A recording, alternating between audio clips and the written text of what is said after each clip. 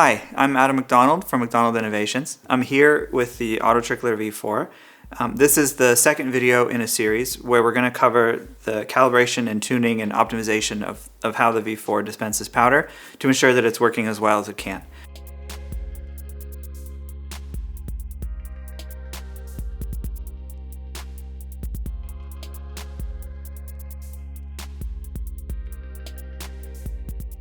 So before we get started with tuning, we're going to run through a quick little checklist of things to make sure everything is set up before we start.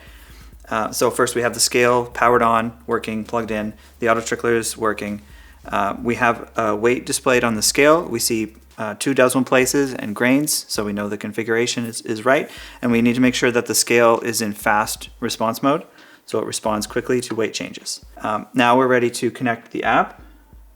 And we see that we have a Bluetooth connection, and then we can test the motors to make sure that they're turning okay. We push fast, the large tube spins, and we push slow, and the small tube spins. Okay, now we're ready to put powder into the trickler. So I'm going to use Varget for this test because it's a powder with relatively small kernels, which makes tuning a bit easier. So if it's your first time using the system, I recommend using a powder that's a bit finer than some of the big ones. Just make sure that you have the hopper in place, locked, the windows in place before you pour powder in so you don't have a mess. And the hopper is open, and I can see that powder is in the back, so it should be ready to go. Now I'm going to push fast again, and the powder will flow. And make sure you stop it because it will overflow the cup pretty quickly if you let it run. And then I'm going to push slow, which will run the small tube, and we're just going to prime the small tube and get some powder flowing. Now it will take a little while for powder to start flowing, but you can speed it up if you tilt forward like this, and then just wait for the powder to come out and then let it go. So just before we run the calibration process, we're going to make sure that the powder will flow when it's set up at this level. So to level everything, it is important. Start with the bubble level on the scale. So this doesn't have to be perfect, but if it's your first time setting it up, it's a good idea to level the scale initially, and then you'll be making some changes to that, but it's a starting point. So we level the scale as a starting point, and then we make sure that everything is positioned correctly, and then when I press slow and run powder, it should dispense powder. So we can see the numbers on the scale increasing, showing that we have a decent amount of flow. Now that we've made sure that the powder is flowing normally, we're ready to calibrate. So we start by just emptying the cup, and I will re-zero the scale. We'll go to calibration and tuning and press calibrate. Now this will run for about a minute, and what it's doing is it's going to prime the tubes, and then it's going to measure how much powder comes through the tubes, and the flow rates that it measures, it uses to then decide how fast to run the motors when we're dispensing.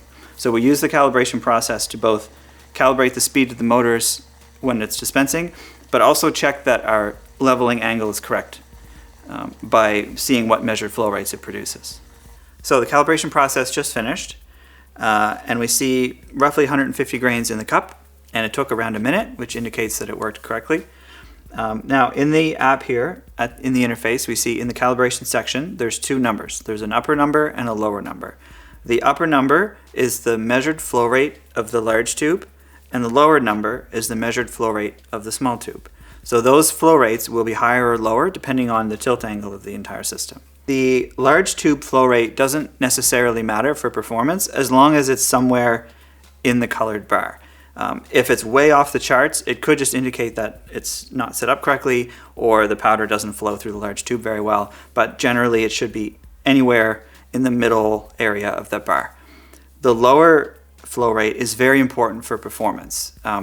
If the flow is too fast, there'll be too much powder in the tube, and it won't be able to precisely drop single kernels at the end of your charge.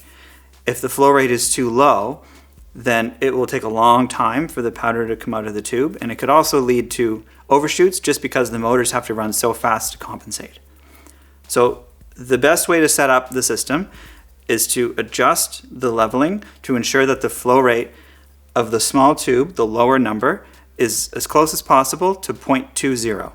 So we see when we ran this calibration with the scale level and everything set up normally, with this powder we measured 0.17. So to fix this, we're going to adjust the leveling of the scale to just tilt everything forward a little bit and rerun the calibration. So I adjust the leveling of this scale by turning the front feet to the left a few turns, which will tilt everything down a little bit, and then we'll run the calibration again and see what happens. So our second calibration just finished, and we see a measured flow rate for the small tube of 0.21. That's pretty good. Anything 0.19, 0.2, or 0.21 is close enough, and we can proceed from there. Every time you change powders or move the scale to a different location or change anything that could affect the natural flow rate of the system, you should do the calibration again. The main reason to do calibration is to allow it to measure the flow rate and show you what the numbers are, and then you'll know that it's in the right range, and then it will be able to compensate by adjusting the motor speed. The bubble level on the scale will no longer be in the center, and that's okay. As long as you start in the middle with it level and everything is positioned correctly, the small changes you'll need to adjust the tilt angle to get it to flow correctly won't affect how the scale weighs. It's okay to make your small adjustments this way. Now that we have the calibration done and the measured flow rates are in the middle, in the right range, we're ready to move on to tuning. So the simplest way to do this is to start by focusing on just the small tube. So we're going to just set a target of 2 grains, and we're going to ramp from 0 up to 2 grains, and we're going to tune that to perfection. So to do this, we need to focus on 2 settings. One is finish speed, and one is buffer. So finish speed can start at 5, and we're going to adjust that up or down as needed to make it go faster or slower. And the buffer should pretty much stay at 0.04 for most powders. You only want to necessarily increase it if you're using a really large kernel powder, which kind of helps in that situation. But I would say for most powders that have average to small kernel sizes, you pretty much want to leave it at 0.04. So let's just start with 5 and 0.04 and run it and see what happens. So it'll run full speed until it's around 1.2 grains, and then it will start slowing down and hopefully finish at 1.98, 2.00, or 2.02. Now, based on how it sounds, you'll learn what it should sound like for a nice smooth ramp down, and if it feels like it's too fast, then you can lower the finish speed, and if it feels like it's too slow, then you can increase the finish speed, with the objective being getting as close to 2.00 as possible in the shortest time. Once it finishes one cycle, we can press re-0, and this will simply force it to show 0, so it'll run again. So it takes a bit of trial and error, but generally a setting of 5 is pretty good for most powders, and you might need to adjust it 1 or 2 notches in either direction.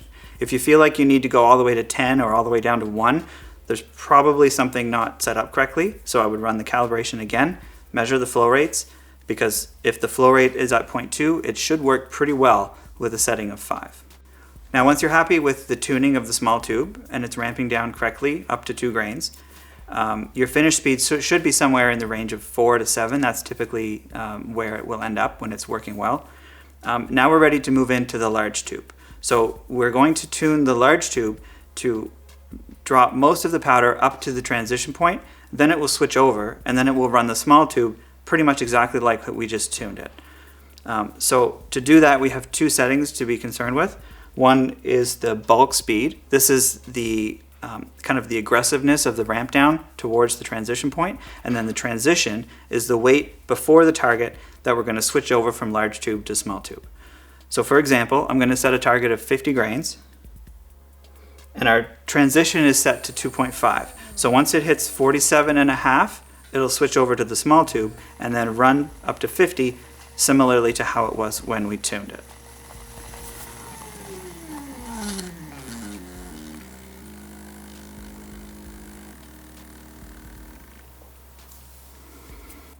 The important thing to remember when you're tuning the large tube is your objective is to have it transition as quickly as possible, and then for the small tube to run at full speed for a second or 2 before it starts ramping down. That way, the ramp down of the small tube will be exactly the same every single time, just like it was when you tuned it. If the large tube transitions too close to the target, then the small tube will start at a low speed, and then every time it runs it'll be different, and the tuning you did before won't apply. So we finished tuning for this powder. Just to recap, we have a bulk speed setting of 5, which is right in the middle, which is pretty normal.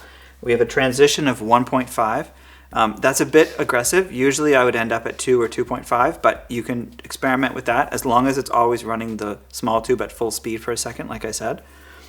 We have a finish speed of 7.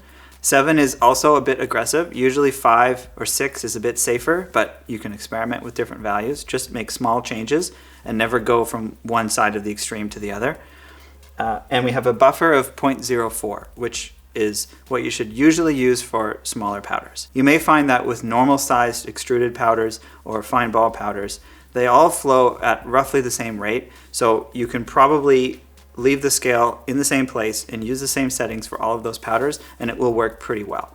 In the next video, I'm going to cover tuning with very different kinds of powders. So I'll show an example of a fine powder and also some of the largest kernel powders out there, so we can see what the differences are and how we might approach tuning differently.